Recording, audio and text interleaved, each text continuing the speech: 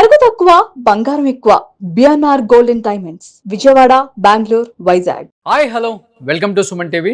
నేను మీ రోషన్. సో ప్రస్తుతం నాతో పాటు ఉన్నారు యూకే నుంచి మాట్లాడటానికి జైపాల్ గారు. అసలు వాళ్ళ కంపెనీస్ ఏంటి, వాటిలో ఫేక్ కంపెనీస్ ఎన్ని ఉన్నాయి, అసలు ఆ ఫేక్ కంపెనీస్ నుంచే సిఓఎస్ అసలు జారీ చేయొచ్చా ఏంటి, రకరకాల కంపెనీలు అడ్రస్ ఎలా చేంజ్ అయినాయి, ఒకసారి ఆయనతో మాట్లాడదాం. జై గారు నమస్తే. హలో బ్రదర్ రోషన్ గారు నమస్తే, ఎలా ఉన్నావు? బాగున్నాను జై. నిన్న చూసాం ఓవరాల్గా, అంటే కంపెనీస్ ఏమో చాలా ఉన్నాయి వాళ్ళవి, అంటే హెల్త్ కేర్కి సంబంధించి, మెడికల్కి సంబంధించి, లేకపోతే కన్స్ట్రక్షన్కి సంబంధించి, ఏజెన్సీస్, హోటల్స్, కెఫేస్, ఎన్నో కంపెనీస్. కానీ ప్రతి కంపెనీ కూడా ఒక 3 months ఒక ప్లేస్లో ఉంటే మళ్ళీ ఆ కంపెనీ ఆ ప్లేస్లో ఉండదు, ఇంకొక అడ్రస్ చేంజ్ అవుతుంది, అక్కడి నుంచి ఇంకొక అడ్రస్. అలానే డైరెక్టర్స్ కూడా every 6 months every 1 year directors కూడా చేంజ్ అవుతున్నారు. అంటే అక్కడ కంపెనీ పెట్టడం ఈజీ అని చెప్తున్నారు, కంపెనీ పెట్టడానికి తక్కువ ఖర్చు అవుతుందని చెప్తున్నారు, అండ్ కంపెనీ కేవలం పెట్టేది ఇట్లాంటి సిఓఎస్లు ఇవ్వటం కోసమే అని చెప్తున్నారు. మీరు అక్కడ కంపెనీస్ పెట్టారు, మీరు కూడా ఒక సాఫ్ట్వేర్ కంపెనీ ఓనర్ కాబట్టి జై, అసలు ఎలా ఉంటుంది ప్రాసెస్ అక్కడ, వీళ్ళు చేసింది ఏంటి అసలుకి? కంపెనీ పెట్టడం చాలా సింపుల్. అది అంటే కంపెనీ రిజిస్టర్ చేయడం చాలా సింపుల్. 15 pounds ఖర్చు అవుతుంది, 20 pounds ఖర్చు అవుతుంది. సో మన పైసలల్లో 2,000 రూపాయలు నీ కాదనుకుంటే కంపెనీ రిజిస్టర్ అయిపోతుంది.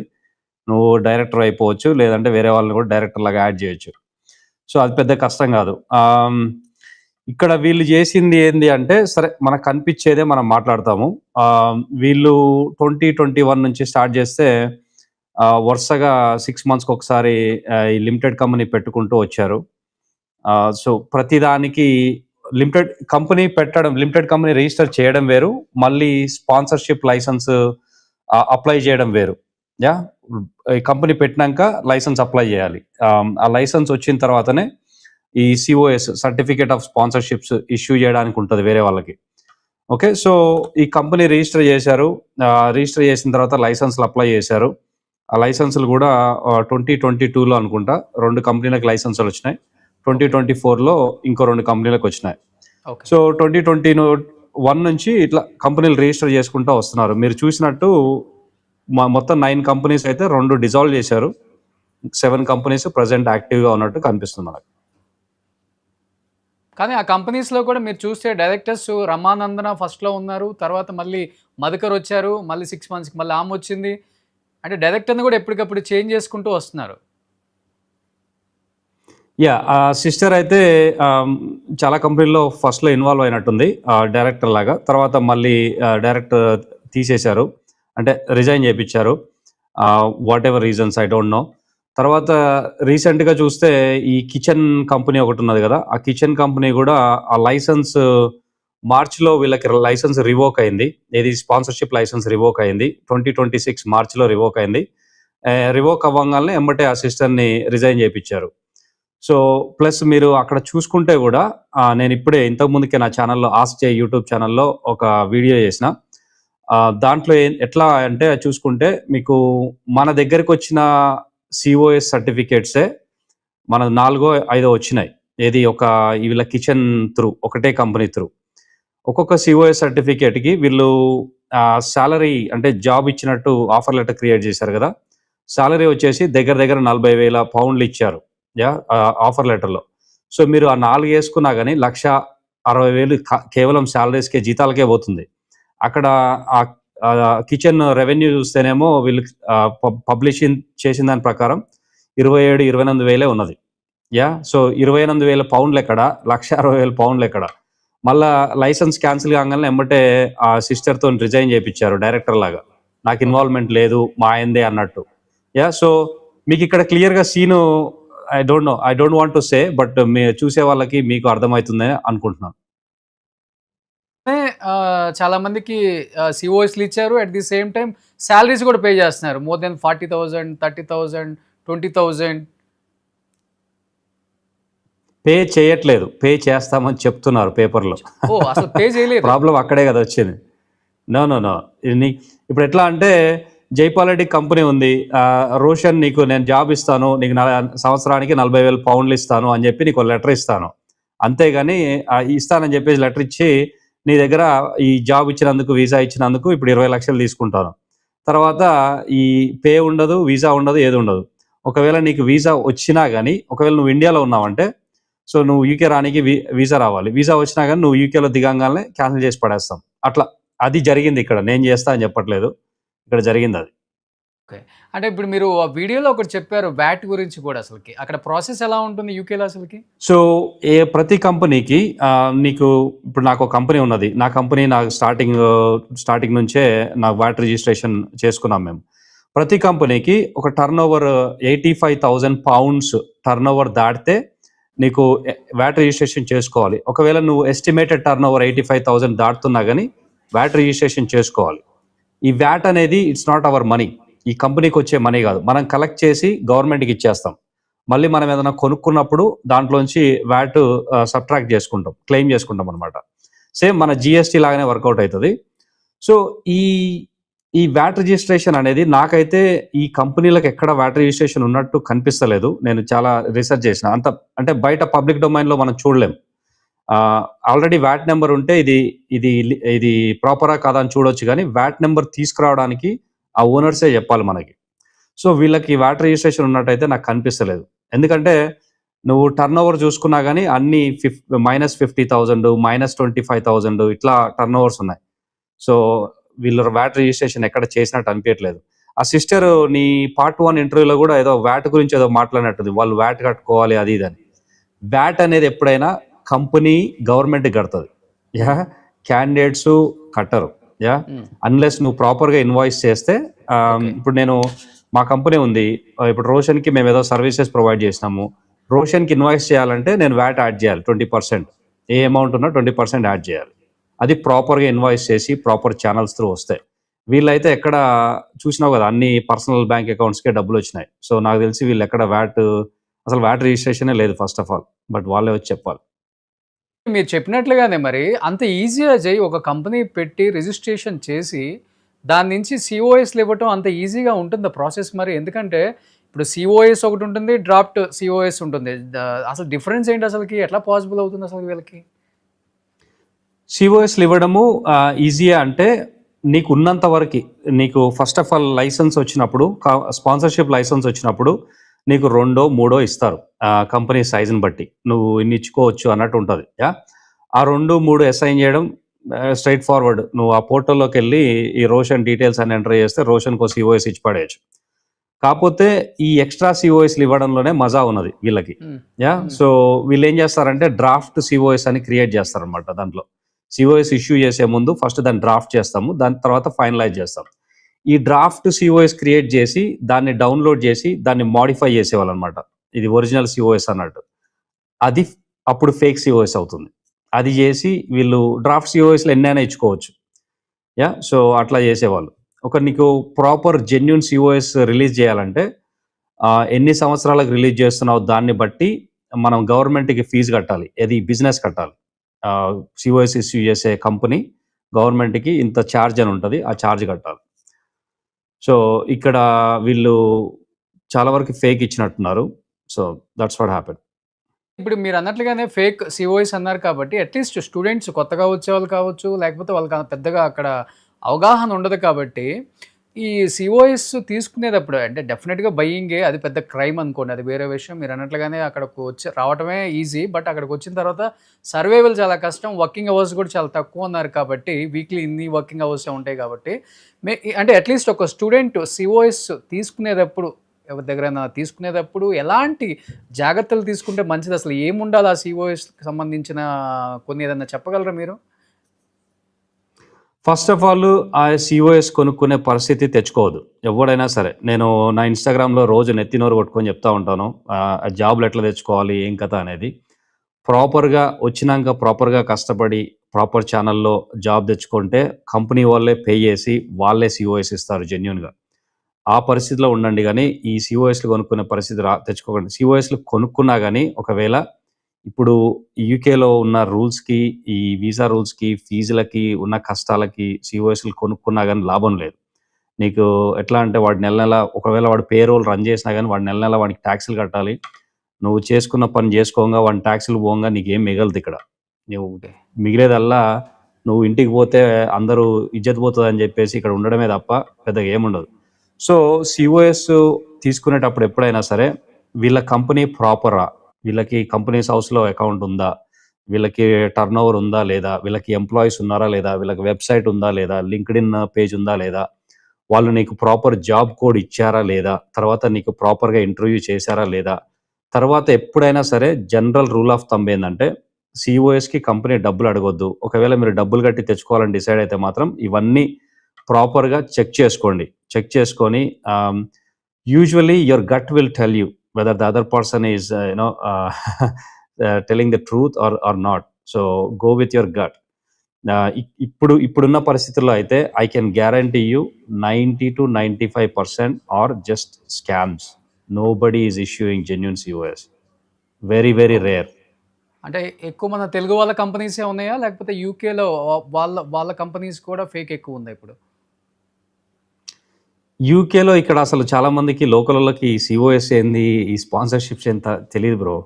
ఓకే. అన్లెస్ వాళ్ళు ఈ ఫీల్డ్లో ఉంటే తప్ప, హెచ్ఆర్ ఫీల్డ్లో కానీ, రిక్రూట్మెంట్ ఫీల్డ్లో కానీ, ఈ లీగల్ ఫీల్డ్లో కానీ, ఇమిగ్రేషన్ అడ్వైజర్ ఆ ఫీల్డ్లో ఉంటే తప్ప ఓకే. వీళ్ళకి చాలా మందికి ఐడియా ఉండదు సిఓఎస్ లేనిది కథ ఏందనేది. ఇక్కడ లోకల్ వాళ్ళు ఒకవేళ నీకు సిఓఎస్ ఇవ్వాలి అనుకుంటే అదంతా జెన్యున్గానే నడుస్తుంది. యా, ఈ స్కామ్లు అనేవి ఎక్కడ ఎక్కువ ఈ నాన్ లోకల్స్ దగ్గర నుంచే నడుస్తుంటాయి. ఇప్పుడు ఓవరాల్గా మీకు సాఫ్ట్వేర్ సారీ కంపెనీ ఉంది కాబట్టి ఓకే. మన దాంట్లో ఎక్కువ తెలుగు వాళ్ళు ఉంటారా జై, లేకపోతే మిగతా స్టేట్స్ వాళ్ళు లేకపోతే వేరే కంట్రీస్ వాళ్ళు కూడా ఎక్కువ మంది ఉన్నారు మీ దగ్గర? మా దాంట్లో డిఫరెంట్ ఉన్నారు బ్రో. బ్రిటిష్ సిటిజన్స్ ఉన్నారు, నైజీరియన్స్ ఉన్నారు, తెలుగు వాళ్ళు ఉన్నారు. ఉన్నారు. మాది స్మాల్ కంపెనీ బట్ యా. మీ కంపెనీలో ఎంప్లాయీస్ ఎంతమంది ఉంటారు? 6 ఉంటాం బ్రో. ఓకే. యా. ఇప్పుడు Yeah. ఓవరాల్గా Plus మా ఏమన్నా అక్కడ consultants ఉంటారు. ఇప్పుడు మీరు చెప్పినట్లుగానే ఇప్పుడు అక్కడ కంపెనీస్ పెట్టడం ఈజీ అన్నారు కాబట్టి, పెట్టడం ఈజీ, తీసేయడం కూడా ఈజీనా, లేకపోతే తీసేయడం కూడా ప్రాసెస్ డెఫినెట్గా గవర్నమెంట్కి ఇన్ఫార్మ్ చేయాల్సి వస్తుందా? ఏ రీజన్స్ వల్ల తీసేస్తున్నాం, ఎందుకు తీసేస్తున్నాం, ఎంతమందికి సిఓఎస్ ఇష్యూ చేశాము, ఎంతమంది దగ్గర నుంచి డబ్బులు తీసుకున్నాం, అదంతా మీకు విత్ ఎవిడెన్స్ ఉంటుంది కదా. ఎంప్లాయ్మెంట్ లాస్ ఇక్కడ చాలా స్ట్రిక్ట్గా ఉంటాయి. సో తీసేయడం అంత ఈజీ కాదు. ప్రాపర్ రీజనింగ్ ఇవ్వాలి, అన్ని ఎవ్రీథింగ్ రిటర్న్ ఉండాలి. ఈ తీసేసిన వాళ్ళు కూడా వీళ్ళు ఎంప్లాయ్మెంట్ ట్రైబ్యునల్ అని ఒకటి ఉంటుంది, అక్కడికి వెళ్ళి కంప్లైంట్ చేయొచ్చు. ఫస్ట్ ఏకాస్ అని ఒకటి ఉంటుంది, అక్కడికి వెళ్ళి కంప్లైంట్ చేయొచ్చు. తర్వాత ట్రైబ్యునల్ తీసుకెళ్ళచ్చు. కాకపోతే దానికి ఒక టైం లైన్ ఉంటుంది, 3 months ఏదో టైం లైన్ ఉంటుంది. ఆ టైం లైన్లో ఫైట్ చేస్తా అంటే చేయొచ్చు. వీళ్ళు చాలా మందికి అది తెలీదు, ఇక్కడ విక్టిమ్స్ అయిన వాళ్ళకి. ప్లస్ ఈ విక్టిమ్స్ కూడా ఎన్నో రోజుల నుంచి మొత్తుకుంటా ఉన్నారు. అది చివరికి ఇప్పుడు లైమ్ లైట్లోకి వచ్చింది. కానీ ఈ లైమ్ లైట్లోకి వచ్చేసరికి వీళ్ళకి ఏంటంటే ఆ 3 months డెడ్ లైన్ చాలా మందికి పాస్ అయిపోయింది. ఇప్పుడు నువ్వు ఒకసారి చూసుకున్నా కానీ వీళ్ళ కంపెనీ లైసెన్సులు క్యాన్సిల్ అవ్వడం కూడా 2 లైసెన్సులు ఏమో లాస్ట్ 2025 అక్టోబర్లో క్యాన్సిల్ అయినాయి. ఇంకో 2 లైసెన్సులు 2026 ఫిబ్రవరి మార్చిలో క్యాన్సిల్ అయినాయి. So Okay. అక్టోబర్లో క్యాన్సిల్ అయినాయి అంటే అప్పుడు తీసేసిన వాళ్ళకి ఇప్పుడు కంప్లైంట్ చేయాలంటే కష్టం. కాకపోతే యా, ఇక్కడ అంత ఈజీ కాదు. First 3 months to 6 months probationary అని ఉంటుంది. ఆ టైంలో తీసేయడం కొంచెం ఈజీయే, కానీ తర్వాత తీసేయడం కొంచెం కష్టము. మళ్ళీ 2 years సర్వీస్ అయిపోయిందంటే ఎంప్లాయీని తీసేయాలంటే ఇంకా కష్టం. యా, వీళ్ళు కంటెస్ట్ మీరు చేయొచ్చు. అన్నట్టు ఇప్పుడు దాంట్లో చూస్తే మనం డిజాల్వ్ అయిన కంపెనీస్ కూడా ఉన్నాయి కదా, దాని నుంచి కూడా సిఓఎస్ ఇష్యూ చేసి ఉంటారు కదా స్టూడెంట్స్కి. డిజాల్వ్ అయిన అలానే కంపెనీస్ పోయింది, అది వేరే విషయం. బట్ వాట్ అబౌట్ ఇప్పుడు ఓవరాల్ గా మీరు ఐడెంటిఫై చేసింది జై, ఎన్ని ఫేక్ కంపెనీస్ ఉన్నాయి రమానందనకి అండ్ మధుకర్కి, ఎన్ని యాక్టివ్గా ఉన్నాయి, ఎన్ని డిజాల్వ్ అయిపోయి ఉన్నాయి? ఒకవేళ యాక్టివ్గా ఉంటే ఇప్పుడు ప్రెసెంట్ వాళ్ళ పొజిషన్ ఏంటి, రన్ అవుతున్నాయా ఆఫీసెస్, వాళ్ళ ఆఫీస్కి వస్తున్నారా, మళ్ళీ సేమ్ యథావిధిగా సేమ్ దందా కంటిన్యూ చేస్తున్నారా, లేకపోతే సైలెంట్ అయిపోయారా ఇప్పుడు యూకేలో? So first of all dissolve అయిన కంపెనీస్ 2 ఉన్నాయి. ఆ కంపెనీస్కి లైసెన్స్ లేదు, స్పాన్సర్షిప్ లైసెన్స్ లేదు.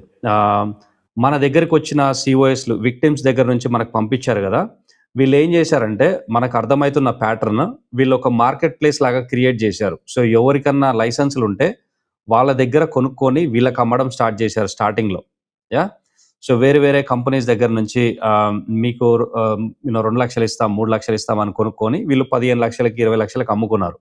సో మన దగ్గరికి వచ్చిన సిఓఎస్లు అన్నీ అవే ఉన్నాయన్నమాట. తర్వాత వేరే వాడికి ఇవ్వడం ఎందుకు, మన కంపెనీలకే లైసెన్స్ అప్లై చేద్దామని చెప్పేసి వీళ్ళే లిమిటెడ్ కంపెనీ స్టార్ట్ చేయడము, వాటికి లైసెన్స్లు అప్లై చేయడము, వీళ్ళే ఓన్గా ఇష్యూ చేయడము, తర్వాత మళ్ళీ ఇంకా విచ్చలవిడిగా ఫేక్ ఇష్యూ చేయడం స్టార్ట్ చేశారు. సో ఈ కంపెనీస్ ఎన్ని ఉన్నాయి ఏం కథ అంటే 9కి 2 డిజాల్వ్ చేశారు. ప్రస్తుతానికైతే 7 లిమిటెడ్ కంపెనీస్ అయితే అక్కడ మనకు కనిపిస్తున్నాయి. ఏది కంపెనీస్ హౌస్లో. ఇంకా దాంట్లో అడ్రస్ చేంజెస్, డైరెక్టర్స్ చేంజెస్ ఇవన్నీ మీకు తెలిసినవే. ఇక్కడ ఈ సిస్టర్ ఇన్వాల్వ్ అయ్యిందా అంటే ఈమె అయితే చాలా కంపెనీస్లో డైరెక్టర్ లాగా చేసి రిజైన్ చేసినట్టు, కొన్ని కంపెనీస్లో యాక్టివ్గా డైరెక్టర్ లాగానే ఉన్నది. తర్వాత అసలు ఈ కంపెనీస్ ఉన్నాయా లేవా అంటే నేను చూసిన దాని ప్రకారమే చెప్తున్నాను. This is only my commentary. నేను 2-3 లిమిటెడ్ కంపెనీస్ చూశాను. అన్ని లిమిటెడ్ కంపెనీస్ బేసిక్గా ఒకటే అడ్రస్కి ఉన్నాయి చాలా వరకు. ఆ అడ్రస్నే అటు తిప్పి ఇటు తిప్పి దాన్నే పెట్టారు. ఒక 2-3 కంపెనీస్ అయితే అసలు గూగుల్లో కొడితే దానికి నామరూపాలే లేవు, అసలు అడ్రస్సే లేదు. సో ఆ కంపెనీలు వాటికి అడ్రస్లే అంటే గూగుల్లో లేవు, ఒక వెబ్సైట్ లేదు, ఏం లేదు, దానికి ఒక రెవెన్యూ లేదు. కాకపోతే ఆ కంపెనీ తరఫున మాత్రం ఈ సిఓఎస్లు అయితే ఇష్యూ చేశారు చాలా మందికి. మన దగ్గరికి ఒక హెల్త్ కేర్ కంపెనీ నుంచే 2 సిఓఎస్లు వచ్చినాయి, అది మీరు కూడా చూసే ఉంటారు. ఆ హెల్త్ కేర్ కంపెనీ అయితే అసలు లేనే లేదు. ఓవరాల్గా ఒక కంపెనీ నుంచి ఎన్ని సిఓఎస్లు ఇవ్వచ్చు అసలుకి? అదే చెప్పాను కదా బ్రో ఇంతకుముందు. సో జెన్యున్గా అయితే 2-3 అట్లా ఉంటాయి. మా కంపెనీకి మాకు 3 ఏమో ఉండే, మేము తర్వాత అలొకేషన్ ఇంక్రీజ్కి రిక్వెస్ట్ చేసుకున్నాము, 5 ఏమో వచ్చినాయి. ఆ రిక్వెస్ట్ చేసుకున్నప్పుడు అదో పెద్ద తతంగం ఉంటుంది. అలొకేషన్ ఇంక్రీజ్ చేసుకోవాలంటే నువ్వు వాళ్ళకి రిక్వెస్ట్ పెట్టాలి. రిక్వెస్ట్ పెట్టినప్పుడు ఒక పెద్ద ఫామ్ ఉంటుంది, ఆ ఫామ్ ఫిల్ చేయాలి మొత్తం. ఎందుకు, ఏంటి, ఏం కథ, నువ్వు లోకల్గా ఎవరు దొరకలేదా అని క్వశ్చన్స్ ఉంటాయి అనమాట. ఆ క్వశ్చన్స్ అన్ని ఫిల్ చేసి రిక్వెస్ట్ పెట్టుకోవాలి. సో నాకు తెలిసి ఇట్లాంటి పనులు చేసే వాళ్ళకి ఆ ఫామ్ ఫిల్ చేసే టైం కానీ అదంతా ఉండదు.